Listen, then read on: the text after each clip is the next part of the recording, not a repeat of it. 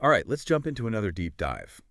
Today we're going exploring some Islamic beliefs about what happens after we die. Yeah. You want to get a deeper understanding, and we're going to be looking at this book, Heaven's Door, Mm. to help us do that. It's actually a compilation of works by some really important Islamic scholars. Oh, yeah. Big names. Yeah, figures like Ibn Rajab al-Hanbali, Ibn al-Qayyim al-Jawziyya. even Abu Hamid al-Ghazali. That's right.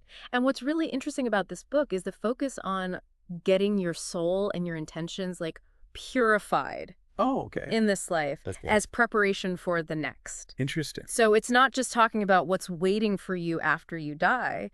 It's saying, how are your actions today shaping where you end up? And I think that really ties into what you were saying about wanting to understand this side of Islamic thought. For sure. Yeah. And it's got this, like, dedication to someone named Zad Hossein, who died in 2002. Mm. And there's a verse from the Quran, 3.169171, and it's really striking. It says that those who die in the way of Allah, they're not actually gone. They're alive and well, taken care of by God. It's powerful, isn't it? It really speaks to this idea that your soul lives on. Your true life is beyond this world. Absolutely. Yeah. One of the first things that jumped out at me in Heaven's Door was this whole concept of enjoining good and forbidding evil. Okay. Like, they present it as this fundamental thing in Islam. It's not just like a suggestion. Hmm? The book actually pulls out all these Quranic verses, 3.104, 3.113, 114, 9.72, all about how Muslims are obligated to uphold this. It's almost like they're saying that this is the reason why prophets were sent, Exactly. to steer people toward what's right and away from what's wrong. It makes you think, like, how does this actually play out in everyday life? Does it mean you have to constantly be correcting people, calling out everything you think is wrong? Yeah. What's interesting is the book then goes deeper and talks about how complex it is to actually put this principle into action. Right? It says you need knowledge. You need to be gentle and patient. Hmm. There's even a story about the Prophet Muhammad deciding not to kill a leader. Yeah, Abdullah ibn Ubay ibn Salul. Okay. He was a hypocrite. A hypocrite. Wow. Even though he opposed the Muslims, the Prophet still didn't kill him. It's kind of makes you think. Well, yeah. I mean, why wouldn't he take out someone who was like a threat? I think what the book is suggesting is that the Prophet understood what could happen if he did that. Oh, okay. Like, even though this guy was a hypocrite, getting rid of him might have caused more problems. Divided people even more? Exactly. Started more conflicts. Wow. It's like, you need to be wise, Yeah. you know? You need to understand the situation and pick what will actually help the most people. So it's not just like blind enforcement. It's about understanding when to act and when to maybe hold back for the greater good. Exactly. It makes you think about the concept in a whole new way. Absolutely. It's about trying to make things better, but knowing that the way to do that isn't always so clear-cut. For sure. It's this balance, right? Yeah. Conviction, compassion, knowledge and wisdom. Okay. And speaking of striving, the book then dives into this concept of fighting in the way of Allah. And I think for a lot of people, the first thing that comes to mind is physical battle. But it seems like there's a lot more to it than that. You're absolutely right. Heaven's Door presents this like multi-layered understanding of jihad. Okay. It includes fighting to defend yourself, yeah, but it also stresses striving for spiritual growth, battling your own inner demons, right? And even standing up for what's true and just when you see oppression. So it's about pushing yourself toward righteousness, but in all these different ways, Yeah. not just on a literal battlefield. Yeah, exactly. And the book really dives into the rewards that come with this struggle, Yeah. especially the concept of martyrdom in the way of Allah. It even includes a hadith about martyrs wishing they could come back to life so that they could die again just to get those rewards. Wow. It's powerful. That's serious dedication. Hmm. And there's that story of Anas ibn an-Nadur. He missed a key battle and then later fought so hard that he died with like 80 wounds on him. It's like he was making up for missing that first battle. It's a powerful story, and the book connects it to this verse in the Quran, 33.23, which talks about those who fulfill their contract with Allah through death. It's about that ultimate commitment, Yeah. giving everything for something bigger than yourself. It really makes you think about what sacrifice truly means. Like, what are you willing to give up for something you believe in? Definitely. It challenges us, right? Yeah, To look at our own priorities, our own commitments. for sure. So the book then takes a bit of a turn and starts talking about the importance of remembering death, which, at first glance, can seem kind of like a downer. I know, right? Yeah, Like, why dwell on that? exactly. Hmm. But Heaven's Door actually presents it as like a way to freedom. Like if you think about your own death, it can free you from all those worldly desires and help you focus on what truly matters, like preparing for the afterlife. So it's not about being obsessed with death. It's about using it as a way to grow spiritually. Exactly. Okay. It's about shifting your perspective. You realize this world is temporary. What really matters is your eternal well-being. There's this hadith the book mentions about hearts rusting like iron, Hmm. but they get polished when you remember death and recite the Quran. So it's like spiritual maintenance. Yeah, you got to keep your heart focused on what truly matters. Interesting. And they break down how people relate to death into these categories. Some are just consumed by worldly stuff while others are trying to repent. Right. But then there are those who've reached a level where they actually yearn to meet God. It's interesting, isn't it? Yeah. All these different perspectives. Yeah. But the book says it's not death itself that's unfortunate, it's ignoring it. Because if you ignore it, you won't be ready. So you're not prepared. Exactly. And that's the real tragedy. I'm sensing a theme here, like Yeah. it's all about lining up your actions in this life with what you're hoping for in the next. That's it. It's recognizing that this life and the afterlife, they're connected. What you do here matters there. Okay, so according to Heaven's Door, what happens right after we die? Well, the book talks about this thing called barzakh. Barzakh. It's like this in-between state Okay, between death and resurrection. okay. And depending on what you did in this life, you either get a taste of paradise or a glimpse of hell while you're waiting for the final judgment. This is where things start to get, well, a bit more intense, right? Right. Like the book mentions a hadith where the prophet hears these people crying out from their graves because they didn't pray or they spread rumors. Yeah. It's a serious reminder that what we do has consequences even after we're gone. Yeah, it's a real wake-up call. And then there's this whole thing about the angels Munkar and Nakir questioning you in your grave. This is fascinating. Tell me more about this questioning. What do these angels ask? And what does it reveal about the person's fate? So they ask you about your beliefs, like who's your God, what's your religion, who's your prophet. Like the basics. Yeah, the fundamentals. And your answers, they say, reflect the state of your soul and determine what you go through in barzakh. So it's like a mini judgment, even before the big day of judgment. Exactly. Wow. It reminds you that what you believe and what you do matters, Big time. not just in this life, but in what comes after. And there's a verse, 23.10, that even mentions this barzakh. And it says that for those fighting in jihad, their actions continue even after they die. So even in death, there's a purpose for those who dedicated their lives to Allah. That's the idea. But Heaven's Door doesn't shy away from the darker side either. It talks about punishments for specific sins, lying, neglecting religious knowledge, adultery, things like that. It's like these vivid cautionary tales to show you what happens if you stray from the right path. Right. There's this one hadith about a guy whose cheeks are ripped apart because he was a liar. It's like it's supposed to make you stop and think. Wow, it definitely gives you a lot to think about. Yeah. And then, of course, there's the ultimate event, the Day of Rising. Mm-hmm. The book describes it as this epic spectacle. The trumpet blows, the dead are resurrected, everyone's gathered before Allah for judgment. It's a moment of ultimate awe, Wow. reckoning. The book even has this hadith about the coccyculus bone, that little bone at the base of your spine. Yeah. It's the seed, they say, from which your whole body gets resurrected, showing Allah's power over life and death. That's a wild image, even if you think of it metaphorically. It says that nothing is beyond Allah's reach, even bringing life back from something seemingly insignificant. Exactly. And there are so many different names for this day. The hour, the day of resurrection, the day of reckoning. Wow. Each one highlights a different side of this huge event. And with all these warnings and talk of punishment, it makes you wonder, is there any room for hope? Of course there is. Right. Heaven's Door isn't trying to scare you. Go. It's about making you think, helping you connect more deeply with your faith. Okay. It's about understanding what's at stake, acknowledging the consequences, but also remembering Allah's mercy and forgiveness. That's reassuring. Yeah. Okay, so this Day of Rising is coming. It's going to be huge. The book then goes on to describe the separate paths for believers and disbelievers. Right. The believers are led toward paradise, Right. while the disbelievers face a different fate.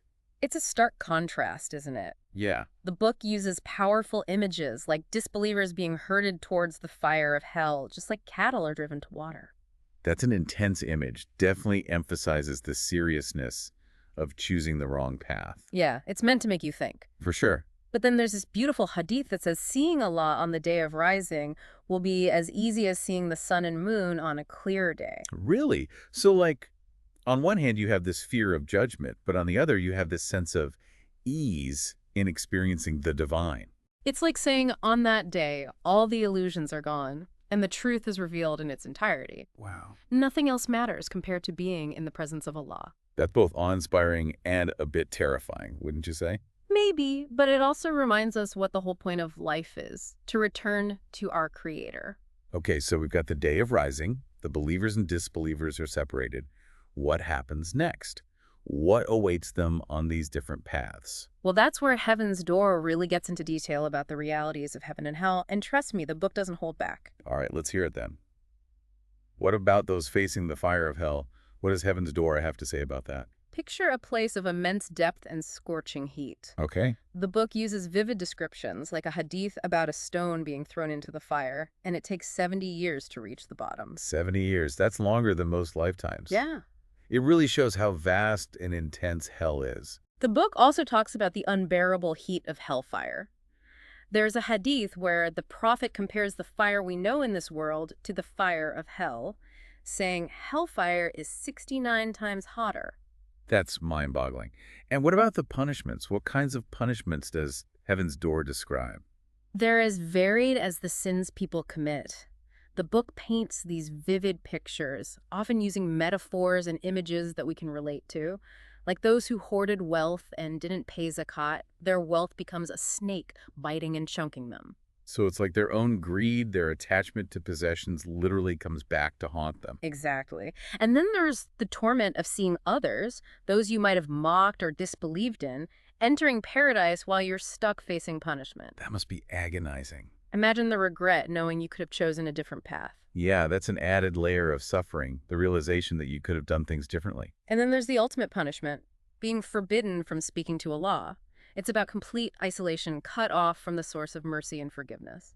It's interesting how the book portrays both physical and psychological torment. It's meant to be a powerful warning. There's even this hadith where death itself is brought forth and then killed. Killed. Yeah, symbolizing the end of death for everyone, both in paradise and in hell. For those in paradise, it's a moment of pure joy, knowing their bliss will never end. But for those in hell, it means their suffering will go on forever.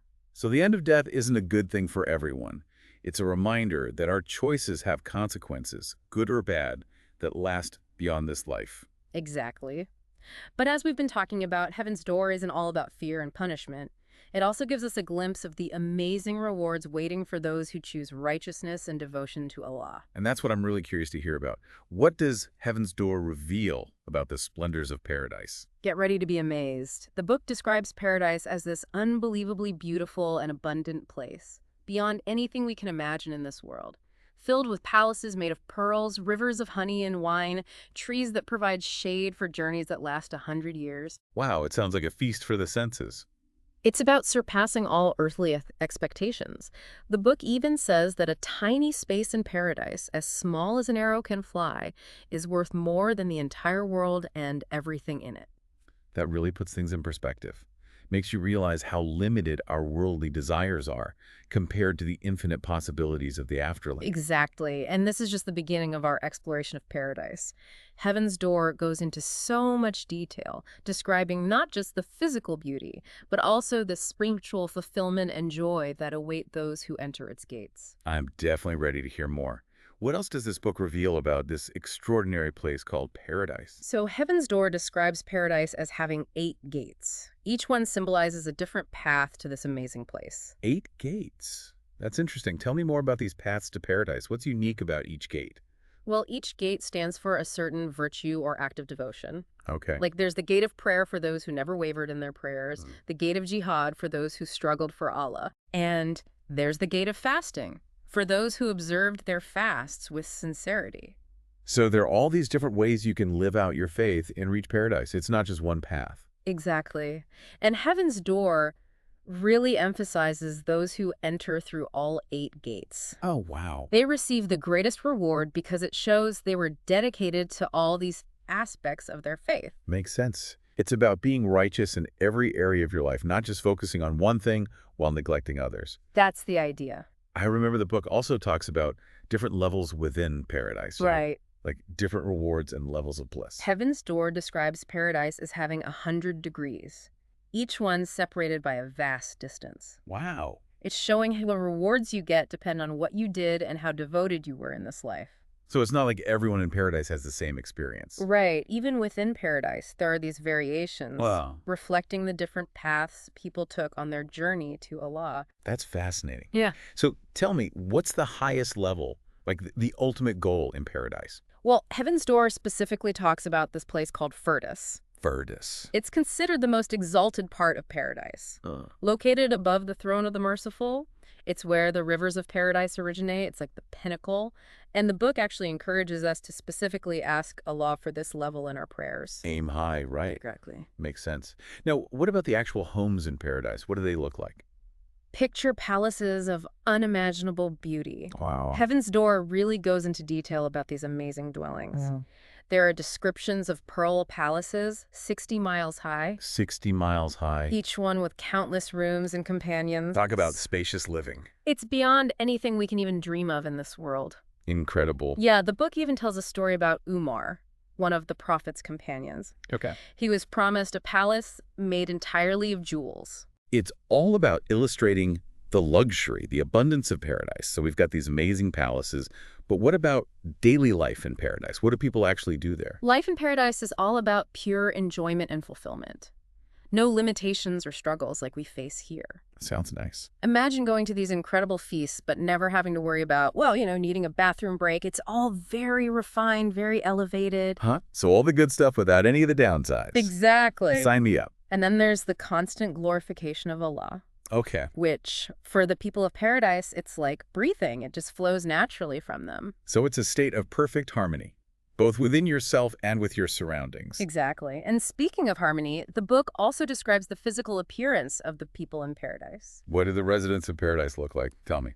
Everyone in paradise is eternally young. They stay around 33 years old. Kohl-rimmed eyes, no unwanted hair. But Heaven's Door makes it clear that this is more than just an outward change. So it's a deeper transformation as well. What kind of inner transformation are we talking about? It's about reaching a state of perfect spiritual purity. Okay. There's no negativity, no bad feelings in paradise, Mm-hmm. no anger, no jealousy. Their hearts are united in love for Allah. They spend their days glorifying Allah just as naturally as we breathe. It sounds like an ideal existence, but is everyone in paradise rewarded equally? Are there still different levels of bliss, even within this perfect place? That's a great question. Yeah. The book actually includes this hadith about Moses asking Allah about the people in paradise with the lowest and highest ranks. And it shows there are different degrees of reward, but even the lowest rank is beyond anything we can imagine here. It's amazing how the book manages to give all these specific details while still acknowledging the limits of what we humans can understand. Right. Like, we can try to grasp the idea, but we won't truly know the wonders of paradise until we experience it ourselves. Exactly. And then there's the topic of the Houris, the companions promised to the believers in paradise. Ah, the Houris. Heaven's Door describes their beauty and purity. It even says that the veil on a Houri's face is worth more than the entire world. Ah. It shows just how exceptional they are. Their beauty is beyond anything we know here. But it's not just about their looks, right? You got it. The book goes beyond just surface descriptions. It emphasizes that these relationships are about so much more than just physical beauty. Yeah, the Houris are described as being perfectly matched to their companions. No jealousy, no arguments. It emphasizes this purity, this harmony that reflects the love of Allah that fills paradise. Exactly. It's about experiencing true love and companionship without all the complications and struggles we face in relationships here. It sounds almost too good to be true. So we have eternal youth, perfect health, incredible homes, amazing companions. Anything else Heaven's Door reveals about the rewards of paradise? Or have we covered the best parts? Well, as incredible as all of that sounds, Heaven's Door actually saves the best for last. Really? What could possibly be better than all that? It describes something that surpasses even the most extraordinary delights of paradise. Seeing Allah. Wow, seeing Allah. It's the ultimate reward. We can't even imagine what that would be like. It all boils down to that deep yearning we have inside, that desire to connect with the divine. The book uses verses from the Quran to describe the faces of those who gaze upon their Lord radiating with joy. Nothing compares to experiencing Allah's presence. That's a powerful image. It really is. It's a reminder that even amidst all the amazing things in paradise, the greatest reward is that direct connection with the divine. It's about going beyond earthly pleasures and reaching a state of pure spiritual connection. Exactly. And it brings us back to the heart of heaven's door, doesn't it? It does, yeah. It's about purifying our souls and aligning our intentions with Allah's will in this life to prepare for that ultimate encounter in the next. So powerful. Our actions today shape our eternal destiny.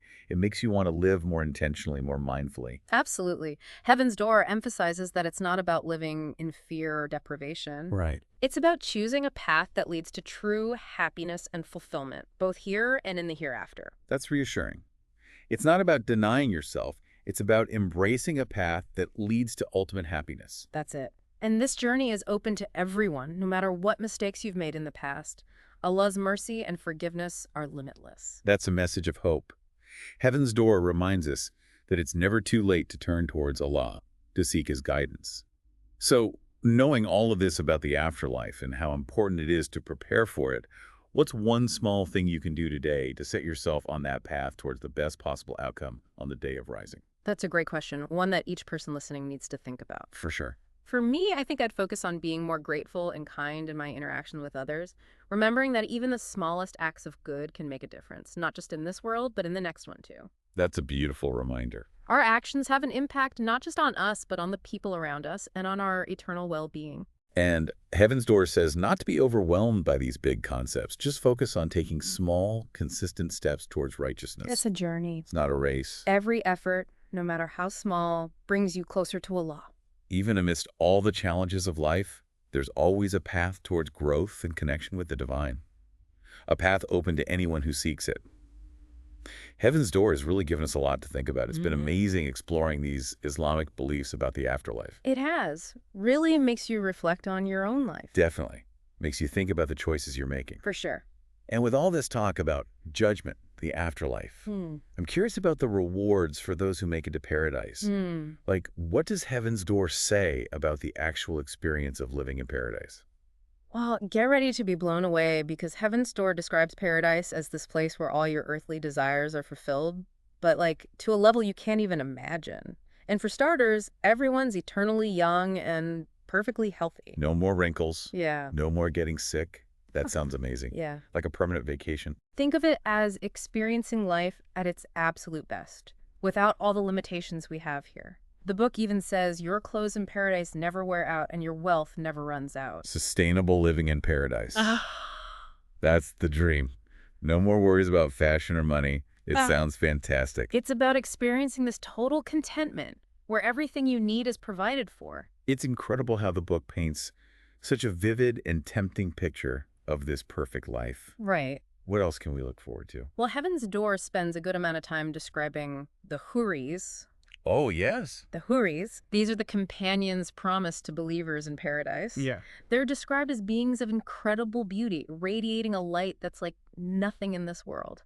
And I remember it saying that their veils alone are more valuable than the entire world. Exactly. That's incredible. Their beauty is beyond anything we can comprehend. It's not just about their looks. Right. No, definitely not. There has to be more to it than that.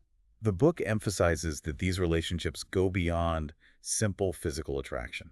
That's what I was thinking. The Houris are perfectly matched to their companions. They share a bond without any jealousy or disagreements. So pure. Right. It emphasizes the harmony. Exact. Which reflects the divine love that's everywhere in paradise. You got it. It's about a love that's pure, untainted, and it never ends. It sounds like the ultimate relationship. Yeah. Free from all the issues we have here on Earth. Absolutely.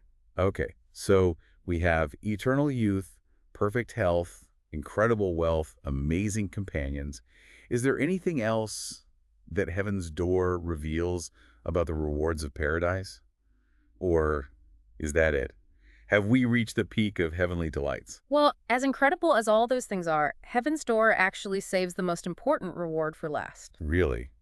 What could be more amazing than all that? Seeing Allah. Seeing Allah. The book describes it as the most significant reward of all. It surpasses everything else paradise has to offer. I'm trying to wrap my head around that. What could possibly be more fulfilling than everything we've talked about? It goes back to that core human longing, that desire to connect with the divine. Yeah. The book uses verses from the Quran that describe the faces of those who see their Lord. They radiate with joy. Nothing compares to that experience. Wow, what a powerful way to end the book. Mm-hmm. It's a reminder that amidst all the beauty and abundance, the greatest reward is that direct connection with God, Right. going beyond all the earthly pleasures. And it ties back to the main message of Heaven's Door, too, right? It does. Purify your soul, align your intentions with Allah in this life, and prepare for that meeting in the next. Heaven's Door has given us a lot to think about. It has. A really fascinating deep dive. It has been, and for anyone listening who wants to explore these ideas more, I definitely recommend checking out Heaven's Door for yourself. It can change the way you see things, Yeah. make you question your assumptions, and hopefully inspire you to live a more meaningful life. Absolutely. We'd love to hear your thoughts about this deep dive. What really stuck with you? What questions did it raise for you? Share your reflections in the comments below. And join us next time for another deep dive into knowledge and ideas. See you then. Until then, keep seeking, keep learning, and keep those minds and souls engaged.